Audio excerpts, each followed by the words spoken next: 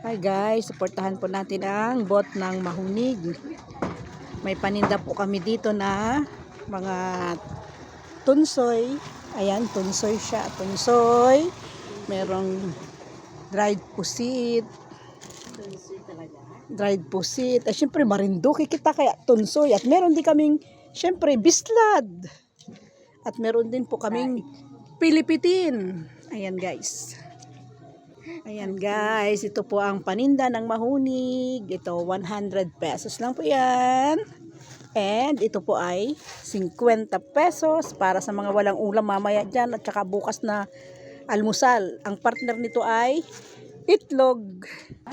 Meron din po kaming bagoong. Ayan guys, mga pangpasalubong ng mga papuntang Manila.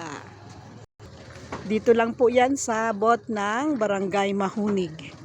Thank you guys. Hintay po namin kayo dito. Thank you.